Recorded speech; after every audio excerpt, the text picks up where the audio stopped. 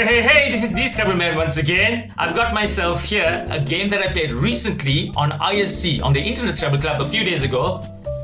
Against a player, well, I want to keep that player's name anonymous. The players played it in the World Championships and all. Yeah, so, and apologies to all the novices and beginners and the intermediate players. I need to put out a video for you guys. It'll be happening soon. So apologies, I'm on a streak with the expert level games. So let's get into it straight away. Alright, now this is my rack. I started the game. These are my letters. As you can see, there's a Z, there's a Q. You ideally want to get those letters on that double letter square and maximize your score. Usually you'll end up scoring 50 points or more by doing that, okay? But unfortunately on this occasion, I don't think there are any words starting or ending with the Z or the Q. So I'm going to have to settle for something like ways. I hope I'm pronouncing it correctly. And the best I could do is get that W on the double letter square. And as always, SCRABBLEMAN does vertical. Okay, when he starts vertically. Okay, this is just a practice of mine because almost all players, 99% of the players that I come across, they always play horizontally on their first move. So just to throw them off, I start vertically, alright? And another point that I'd like to make is, as an expert player, you need to be absolutely sure, you need to be absolutely thorough with all your 5-letter words that contain J, Q, X, Z. I mean, for intermediate players, I would say that. But for expert players, they've got to be absolutely thorough with their 5-letter words that contain the biggies, alright? So that was my first move. Let's get on to the second move, which these are my letters, my opponent's letters. And as you can see, the move that he actually ended up making was Hauk. Yes, he has two S's, so you might have argued saying, well, maybe he could have played Hauks for 38, but the problem with Hauks though is that it's opening up this triple word square, alright? So maybe I know for a fact that this player is very defensive, extremely defensive. This player thrives on very blocked, clogged up boards, so this is not something you're going to expect this player to do, alright? So I'll discuss more how this player's preference, his playing style, a certain preference in his playing style, influence my decision making on certain occasions, okay? So I'll get into that more as we get into more moves, alright? So he played Hauk, he didn't play Hauks, alright? And I had these letters, not too great actually, you know, I have two consonants and 5 vowels, but I have a ready-made move, Kadi, hooking on nicely to that ways. I was fairly sure that was a verb, and instead of playing Kite, which scores me less, I guess, Kite scores 35, Kadi is better, it's more defensive as well, I think. Yeah, so that's a fairly straightforward move. I know I'm hanging on to 3 vowels, but there's nothing much I can do. 35 points is on offer. I'll take the points and I'll see what happens the next turn, alright? Now these are my opponent's letters. He missed out on a nice 5-letter play. Again, I can't emphasize enough how much you need to be absolutely thorough with your 5-letter words that contain J, Q, X, Z. Okay, he missed out on this move. I'm pretty sure I would have spotted it. X's. Okay, that's a move there for him. Unfortunately, I'll look at the best moves here on the computer. So these are some of the best moves. XC is the best move according to the computer. He could have done this. No, I don't think he would have. He would have never done that because he's exposing the triple word square lanes. Okay. Instead, he settled for this word 6. All right. So that was his turn. Now I had a very interesting rack here. 6 vowels and an R. Okay. Now, obviously, most players would have exchanged, hang on to ER. ER is a very strong 2-letter combination to hold on to. All right. Some people would argue and say they want to change all the letters so that they pick up the blanks for tile turnover purposes. But I thought I had a fairly decent move here. Okay, I actually spotted the second best move. I thought I was being fairly bold. Okay, and usually people say do not open triple word squares unnecessarily. Okay, now this sort of move here exposes that double letter square, triple word square combo on a very dangerous, vulnerable position. But against a player who wants to always block and keep the board clogged up, I actually put him on a spin because it's going against his natural tendency. So this is something you need to observe as an expert level player. If you've played a certain player on a regular basis, you need to sort of gain an understanding what their natural tendencies are. Do they prefer more block boards, clogged up boards, or do they prefer more open boards? Okay. Lots of floaters, you spread out to all 4 corners of the board. Okay, so you have block players or players who like to play more open, alright? And what you've got to do, okay, I consider myself to be a fairly balanced player. I can play either way. I could, depending on the situation, I can play very open. Depending on the situation, I can play very closed, okay?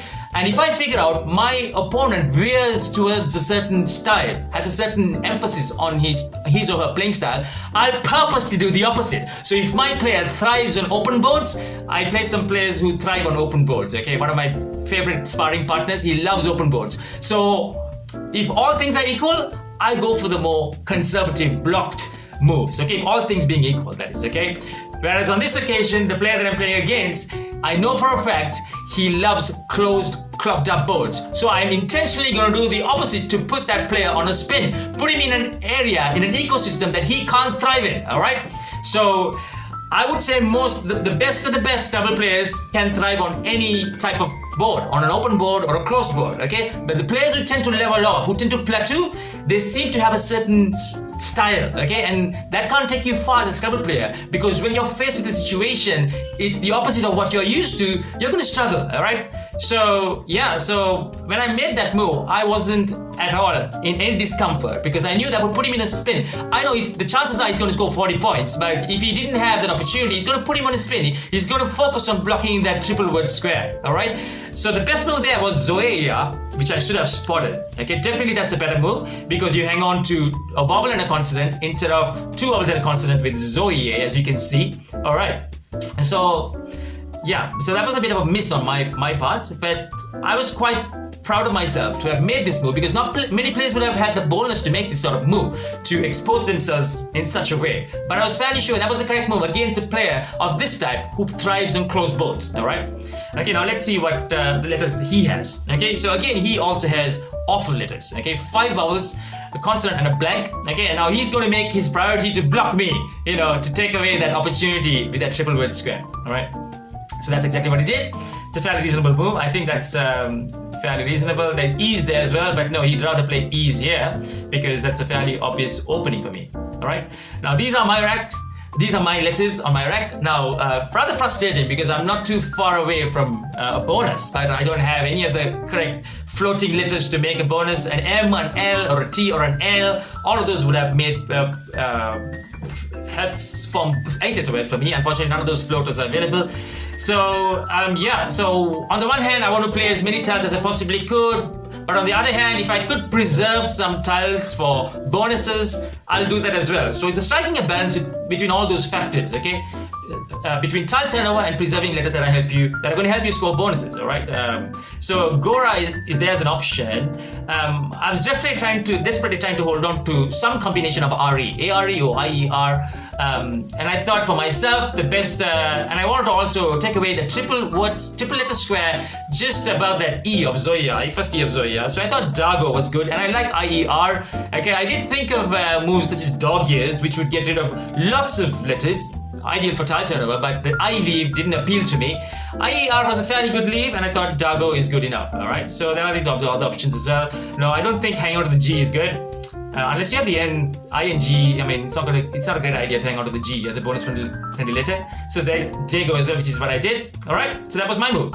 Now these are my opponent's letters, and yeah, lots of options for him to score bonuses here. I failed to mention this. Hulk in fact has a hook, front hook. It can take a C. I think I clocked that. I was fairly certain of Chulk. So these are my opponent's letters, and it's a fairly straightforward move, I think. You know, I know he's a defensive player, but he still chose to open the triple word square because he's scoring some decent points. 88 points is fairly decent. All right, dualize. It's fairly regulation bonus for expert players. Nothing much to say there.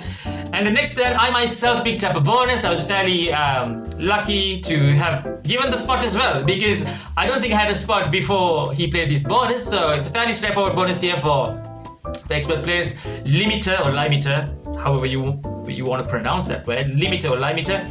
I'm fairly happy that he gave me that hook with Axel. All right.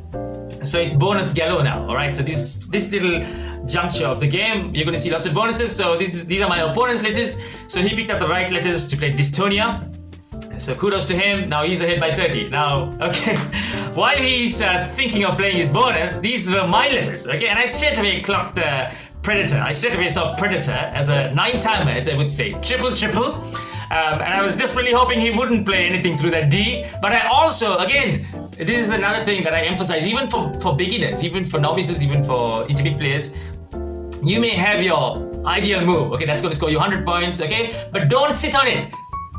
While your opponent's planning out their move, before they play their move, think of plan B, think of plan C, because in Scrabble you can't be sure of anything. Your opponent may play a word through that exact spot where you have your best move lined up. So I was desperately trying to figure out other words, not desperately, but trying to figure out as many options, alternate options, maybe through this loose E. I want my P on this double letter square.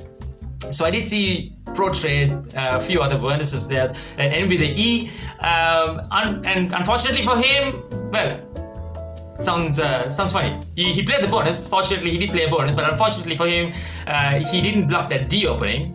I mean, if you have the bonus, you have to play. There's no point blocking you can't blame him for keeping that D open because he has a bonus. Okay, there's no point sacrificing your bonus, thinking of taking. You can't block a very rare occurrence like a 9-timer. Okay, forgoing your opportunity, scoring opportunity. So he did the best move there. You can't blame him for not blocking that. But that gave me the opportunity to play Predator for 131 points. Yay! Yippee! So that's 339 points to me. I'm ahead by 100. All right. Now these were his letters. He had the option of playing B-Fog for 37 points, which I think would have been better. Instead, he opted to play Fob, which is not too far behind, okay, as the best move. But I may have played B-Fog. So he's only behind by about 64 points. Now I had to be really wary at this point because people tend to think if they've scored a 9-timer, that's it, game over. Like they're going to win the game for sure. No. You have to analyze and realize where you're at, what the situation on the ground is for real. Okay, I'm only ahead by 64 points, so I'm well aware another bonus from him brings him on par for score. Okay, so I cannot relax at this point. Okay, so make sure you're keeping your cool here, okay? Whenever you have big plays like this, it's no guarantee that you're going to win the game, okay? If there are blanks in the bag, if there are lots of tiles left in the bag, if the board is quite open, your opponent could catch up within a blink of an eye by playing 2 quick bonuses, okay? A 70-pointer. Even if you're ahead by 180, 170, okay? You can't relax because your opponent may score a 90-point bonus and another 60-point bonus, and their power and score with you, all right? So be on your guard. Now this was my next rack. Okay, so I didn't get too ruffled by this because I scored a 9-timer. So the law of averages for luck suggests that I should be given bad tiles, and that's exactly what happened. And so I had to exchange. Most players would have exchanged. I hung on to that R just as a buffer. I don't want to get all those vowels. There are still a few vowels yet to come, so I thought let me hang on to that R just in case. And R usually helps you with bonuses and change the rest. All right. And these are my opponent's letters. So he's not too close to a bonus with these awkward letters, but he's only 64 points. And by playing Gaib, he's only behind by 32 points now. No, 42 points, all right? So, that's not a big margin. Just because I've scored my 9-timer, I can't rest on my laurels there, all right? So he has a few options, but the computer thinks Jive is the best because EPRT is a very good leave for bonuses. That 4-letter leave is a very good leave, especially with this loose E, this loose R here, the O as well. These are opportunities for him to score bonuses, all right? Now, the next move for me, all right, okay, now here, as much as I said to myself, let me keep my cool, let me not get too excited, I did not play the best possible move. When I had these letters, I straight away saw the bonus. I have Levator as a similar word which doesn't have a place on the board, but I saw by placing an E in front of Levator, elevator straight away. I should have taken another extra moment to ask myself, are there any other bonuses with the E? Yes, there is another one. Overlaid. Unfortunately, it was a rush of blood to the head, okay? I should have played Overlaid, which is only a tad more defensive than Elevator, but I paid the price the very next move for not choosing the most conservative move, the move that blocks the most, because with Elevator, I give him another loose R to play a bonus, okay? Another bonus to end with the R. Whereas if I played Overlaid, that would have meant it's only the O that's there as a floater, and there are barely any bonuses. 8-letter words that end with an O, barely any bonuses. So that's more defensive. So the only bingo lane for him is this R and this O, but I presented him an opportunity to score with the bingo ending with that R, okay? And that's exactly what he did. I was so annoyed with myself. Okay, so annoyed with myself. All right, he got his bonus with that loose R of elevator. Yep, and here again, I cannot rest on my laurels. I'm only ahead by 42 points, so I've still got to be on my guard. Okay, so now it's nearing to the end game. 17 tiles left. 17 tiles left.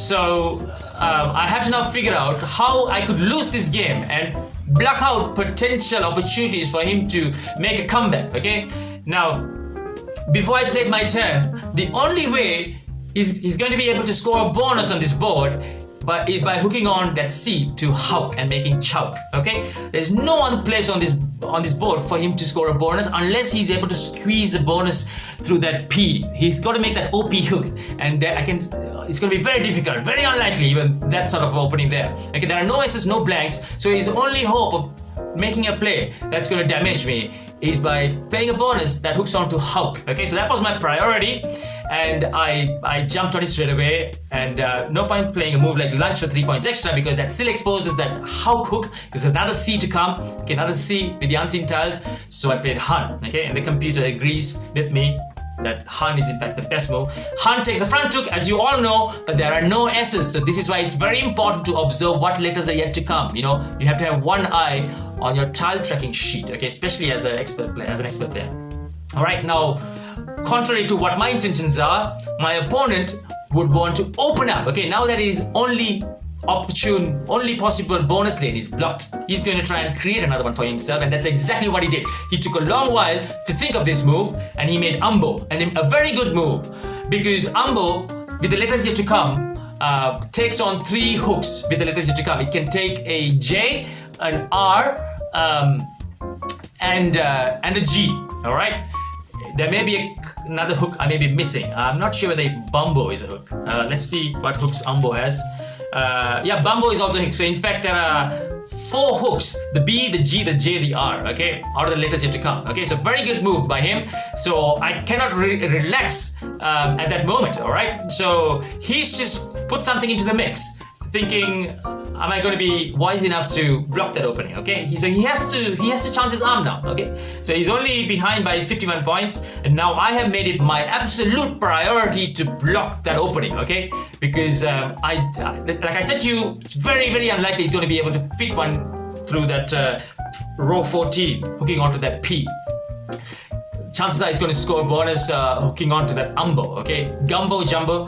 And even if he wasn't able to score a bonus, there's still an opportunity for him to play something like Jungle. Now that would score him as much as a bonus, okay? So I'm going to take out all of those possible scoring opportunities. I'm going to play In Cut, okay? It scored only 7 points, but it doesn't matter, okay? I have enough of a gap in score for me to do that. He can't outscore me. I can't see any reasonable way he could outscore me, okay, without a bonus, all right? So I played In Cut, and I think from this point onwards, the game's won from my perspective. So he played Fob, and then it's fairly straightforward regulation moves from this point onwards. So I had these letters when he played Fob. He opened up the triple word square, and I played Jen, and yeah, he played Greece with these letters, and I played Anal, and a fairly straightforward win for me at the end, but I was still on my guard.